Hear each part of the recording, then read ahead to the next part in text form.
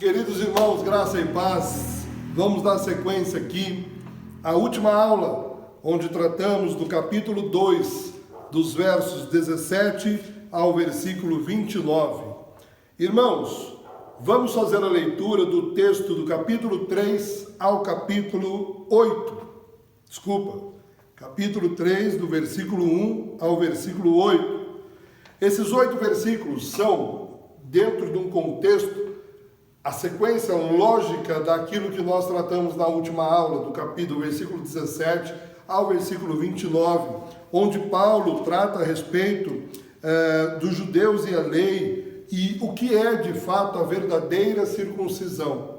Vamos fazer a leitura a partir do versículo 28 do capítulo 2, onde nós já tratamos no vídeo anterior. Então aqui diz a palavra: porque judeu não é quem o é exteriormente, nem é circunciso quem o é apenas no exterior, na carne.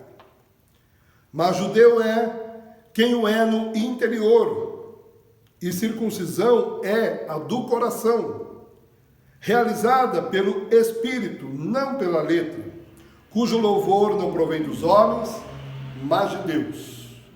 Amém? Irmãos, com esse texto, o apóstolo Paulo vai dizer aquilo que ele já também vai repetir no capítulo 9, no versículo 6 em diante, onde ele diz assim: não é acaso de a palavra de Deus ter falhado, porque nem todos os que são de Israel são israelitas, nem por serem descendência de Abraão são todos seus filhos, mas por meio de Isaque a tua descendência será chamada. Irmãos, isto é, não são os filhos naturais que são filhos de Deus, mas os filhos da promessa é que são contados como descendentes.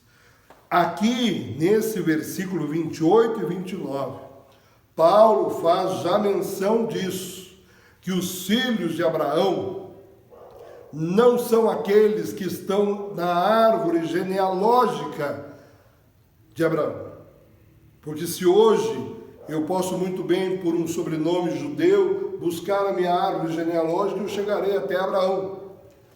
Mas são sim os filhos da promessa, são aqueles que são filhos da fé. Abraão, capítulo 11 de Hebreus, é chamado de pai da fé. Então aqui nós vemos, irmãos, que a declaração de forma absoluta e direta: circuncisão é a do coração, circuncidai os vossos corações. Então, Paulo pega os judeus, desconstrói a ideia da sua circuncisão, porque no versículo 17 ele começa dizendo: de que vale se vocês são circuncidados, mas não cumprem a lei. Aqueles que não são da circuncisão, mas cumprem a lei, tornarão capazes de julgar-te. Ou seja, Paulo pega aquilo de mais sagrado que havia na tradição judaica e agora expõe a eles dizendo: olha, de nada valerá vocês se forem da circuncisão, mas não guardarem a lei. Então aqui, no capítulo 3, ele começa, irmãos, fazendo um conjunto de perguntas. Isso na literatura é chamado de diatribe.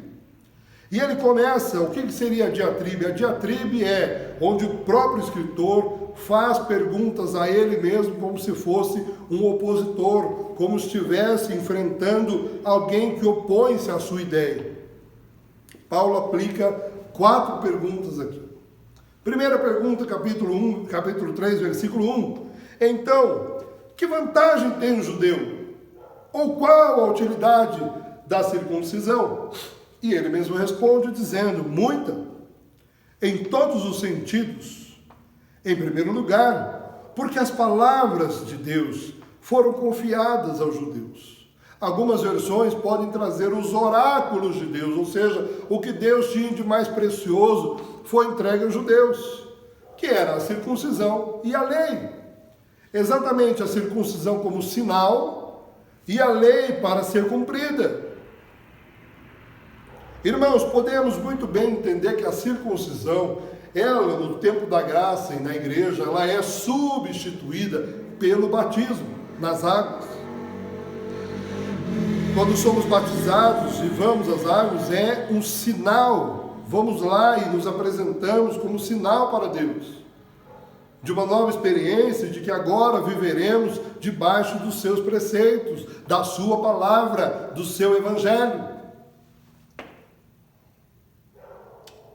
Versículo 3, ele faz novamente uma pergunta: e então, se alguns foram infiéis, a infidelidade deles anulará a fidelidade de Deus? Ou seja, aqueles que, circuncidados em vosso corpo, marcados por Deus para viverem a lei, foram infiéis, a infidelidade deles anula a fidelidade de Deus, uma vez que eles cumpriram com aquilo que Deus determinou?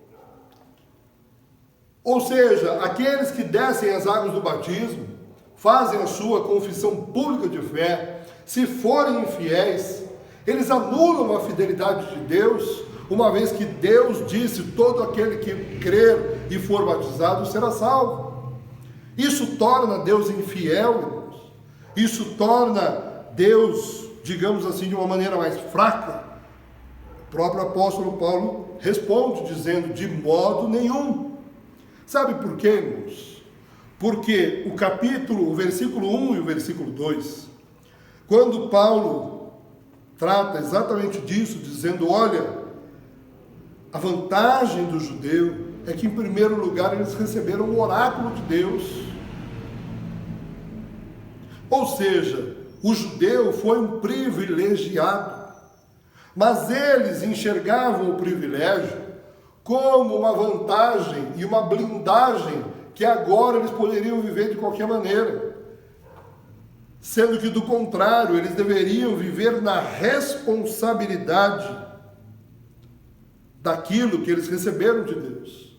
De igual maneira, eu e você, crentes, cristãos, lavados e remidos no sangue de Jesus, que agora professamos a Cristo, descemos as águas do batismo e confessamos publicamente Jesus como Senhor da nossa vida, agora temos responsabilidades frente ao mundo, frente aos ímpios, frente àqueles que ainda não conhecem Jesus. Lembra do versículo que tratamos na aula anterior? Quando Paulo confronta os judeus a respeito daquilo que ensinavam, mas não viviam. E ele vai dizer no versículo 24 do capítulo 2: pois como está escrito, por vossa causa o nome de Deus é blasfemado entre as nações. De igual maneira, essa responsabilidade que está imputada naqueles que recebem o privilégio de servirem a Deus, também lhes é imputada a responsabilidade de, como servos de Deus, eu e você, zelarmos pelo nome de Deus. Lá nos evangelhos, o Senhor nos traz uma palavra dizendo: ai daquele por quem vierem os escândalos. Ou seja, por causa desses, o nome de Deus é blasfemado. Quando ele continua o versículo 3 dizendo: se forem infiéis, a infidelidade deles anulará a fidelidade de Deus, o apóstolo responde no versículo 4 dizendo: de modo nenhum. Seja Deus verdadeiro e todo homem mentiroso. Irmãos, nesta palavra, onde Paulo avalia se a infidelidade do homem anula a fidelidade de Deus, nós podemos também trazer um entendimento aqui a respeito do seguinte: quando nós pregamos o Evangelho, a responsabilidade sobre o resultado não é nossa. Sobre toda essa palavra aqui há a salvação de Cristo e há também o juízo de Deus sobre o povo. Nós temos tratado sobre o juízo de Deus nesses dois capítulos que nós trabalhamos nas últimas aulas. O capítulo 1 e o capítulo 2, tratando do juízo de Deus sobre o homem. Irmãos, o Evangelho, uma vez que ouvido e recebido, se não aceito, ele traz ao homem juízo para si. E o Evangelho, uma vez que ouvido sobre ele, aceito em seu coração e agora, passado por uma nova condição, ele traz salvação sobre si. O versículo 5 ele diz: mas se a nossa injustiça demonstra a justiça de Deus, que diremos? Por acaso Deus é injusto por aplicar a sua ira? Estou usando critérios humanos. O versículo 6 ele diz: de modo nenhum. Do contrário, como Deus julgará o mundo? Irmãos, aqui nós começamos a ver uma ideia, e o versículo 7 nos ajuda mais ainda na concepção dessa ideia, de uma doutrina falsa da glória de Deus, de uma doutrina que busca apequenar a relação da justiça de Deus. O versículo 7 diz: mas, se para a glória de Deus a sua verdade é ainda mais ressaltada por meio da minha mentira, porque ainda sou julgado como pecador. Entenderam? Olha a pergunta que Paulo diz: mas se para a glória de Deus a sua verdade é mais ressaltada por meio da minha mentira, porque ainda sou julgado como pecador. Irmãos, nessa intenção que Paulo diz, é como se ele dissesse para os homens aqui, dizendo para nós, que é mentirosa a doutrina, a ideia, a concepção de quanto mais pecamos, mais gracioso é Deus sobre nós. Quanto mais eu peco, mais a graça de Deus se manifesta a nós. Eu já vi, irmãos, em púlpitos, o absurdo de pastores usarem aquela palavra onde diz que onde abundou o pecado, superabundou a graça. Ou seja, irmão, quanto mais você peca, mais a graça de Deus é abundante na sua vida. Mentira, irmão. Isso é para o velho homem. Isso é aquela palavra que a palavra de Deus diz: vinde a mim como estás e de maneira nenhuma eu te lançarei fora.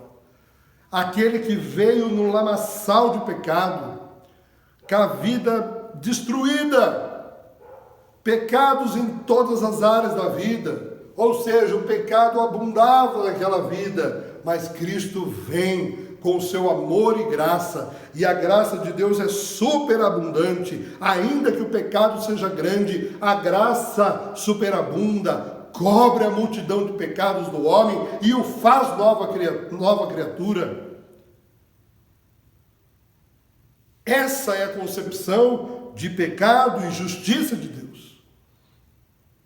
Aonde havia pecado, a graça vem e se sobrepõe a tudo. Mas agora, o homem justificado, regenerado, tornado nova criatura, feito nova criatura, não. Até porque, se nós voltarmos um pouquinho, nós vamos entender isso no capítulo 2, onde o próprio Paulo trata desse assunto, dizendo aqui, no versículo 6, que retribuirá a cada um segundo as suas obras. Assim ele dará a vida eterna aos que, perseverando em fazer o bem, procuram glória, honra e imortalidade. Mas dará ira e indignação aos que obedecem ao pecado, em vez de obedecer à verdade. Trará tribulação e angústia a todo ser humano que pratica o mal, primeiro do judeu e depois do grego. Indo a Hebreus, no capítulo 10, o pecado deliberado. Então é isso que Paulo trata aqui, confrontando essa ideia. Olha o versículo 8 que ele diz: e por que não dizemos, como alguns afirmam com calúnia que dizemos? Ou seja, Paulo faz essa questão bem colocada da diatribe, fazendo essa questão, mas já se defendendo de uma acusação que faziam a ele, onde ele diz: e por que não dizemos? Como alguns afirmam que nós dizemos, o que de fato era mentira. 2 pontos. Façamos o mal para que venha o bem. Então, irmãos, não se engane. Não se engane.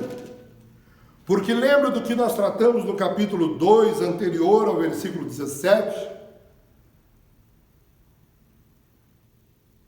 Lembra quando eu disse que muitas vezes nós olhamos para algumas pessoas e dizemos: ele não cansa de pecar, de fazer o mal, mas mesmo assim as coisas lhe vão bem, e a vida segue, e ele continua nesse estilo de vida. Irmão, versículo 15 do capítulo 2, demonstrando do que a lei exige, está escrito no coração deles, tendo ainda o testemunho na sua consciência e dos seus pensamentos, que ora os acusam e ora os defendem. Versículo 16.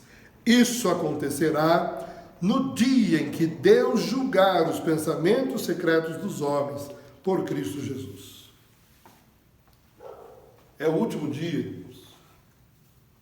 É o último dia. Paulo escancarou ali nesse trecho do capítulo 2 a respeito da hipocrisia do homem em se colocar em um pedestal e julgar o próximo, dizendo a eles: olha, não interessa a sua fachada, Deus julgará todos os seus pensamentos em Cristo Jesus segundo o Evangelho.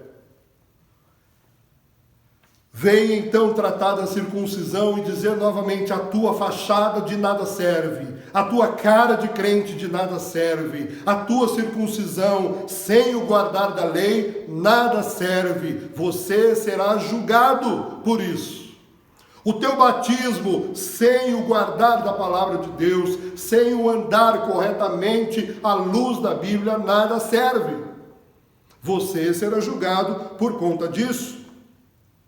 E aqui vem essa tratativa de Paulo dizendo: olha, vocês são os privilegiados, porque você já conhece a palavra de Deus, você tem recebido a palavra de Deus.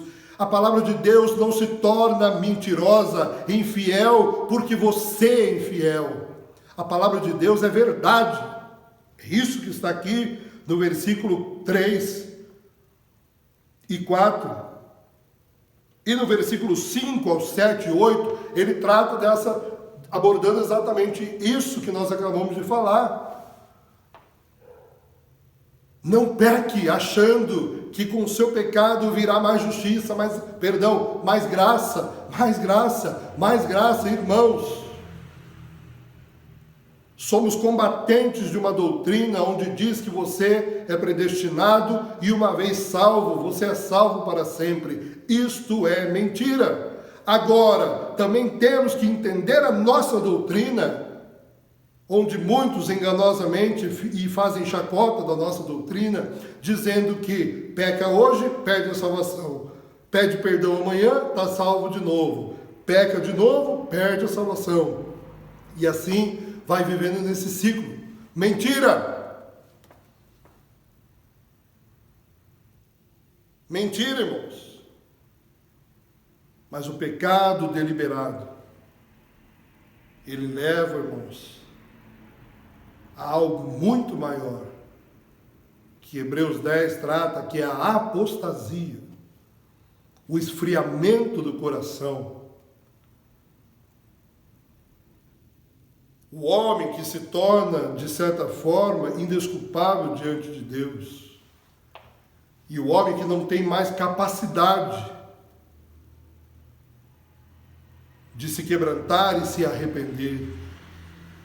Capítulo 2 aqui de Romanos, Paulo trata também a respeito disso. Onde ele fala: acaso desconsiderais que até mesmo desprezas as riquezas da sua bondade, tolerância e paciência, ignorando que é a graça de Deus que te conduz ao arrependimento? Quando no versículo 1 ele diz que Deus entregou esses homens às suas paixões. Ou seja, irmãos, não viva no pecado deliberado, esperando que pecando hoje, amanhã a graça de Deus vai se manifestar novamente e você novamente está na condição de salvo. De Deus não se zomba, irmãos. Com Deus não se brinca. Entendamos a palavra de Deus e a sua verdade para que vivamos uma vida plena na presença de Deus. Para que sejamos achados aqui, como no versículo 9, circuncidados de coração, marcados em nosso coração por um Deus que é verdadeiro, santo e justo. Porque a palavra de Deus diz que se confessarmos os nossos pecados, o Senhor é fiel, vírgula, e justo para nos perdoar de todos os pecados. Então, meu irmão, minha irmã, não diga isso.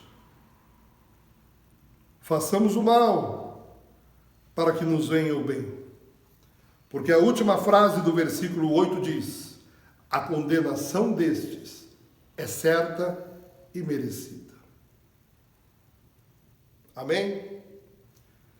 Que esse texto, que confrontador a judeus, mas também confrontador à igreja, a mim e a você, que já passamos por essa obra da circuncisão em nosso coração, pela obra externa do batismo, e estamos na prática do Evangelho, ela seja instrumento para nós de fortalecimento e possa trazer-nos a verdade, trazer-nos a realidade das nossas vidas em Deus. Que o Senhor nos ajude, que o Senhor nos fortaleça para a nossa jornada. Ser fiel até a morte, e dar-te-ei a coroa da vida. O versículo 7, irmãos, para que não percamos o contexto, ele diz assim: mas se para a glória de Deus, a sua verdade é ainda mais ressaltada por meio da minha mentira, por que ainda sou julgado como pecador? Esse versículo vai diretamente confrontar a mentirosa doutrina que coloca Deus como criador do pecado. Porque se Deus fosse criador do pecado, por que nós seríamos julgados como pecadores? É isso que Paulo está dizendo. Se para a glória de Deus a sua verdade é ainda mais ressaltada por meio da minha mentira, por que eu ainda sou julgado como pecador? Ou seja, irmãos, Deus é santo. Deus criou o homem à sua imagem e semelhança. O pecado entrou na humanidade por um homem, pela sua desobediência. E nós herdamos essa natureza. Como li aqui no capítulo 3, no versículo 23. Mas que nós possamos, pela graça de Deus, nos livrar desse velho homem e entender que a graça de Cristo tem se manifestada salvadora a todos os homens, para que eu e você possamos encontrar nele abrigo, refúgio e salvação, e ajuda para que possamos continuar até o dia final. Minha mãe gostava muito do hino que nos ensinou na nossa infância. Mas eu sei em quem tenho crido, e estou bem certo que é poderoso para guardar o meu tesouro até o dia final. Deus te abençoe. Deus te ajude na jornada. Deus te sustente até o último dia da jornada.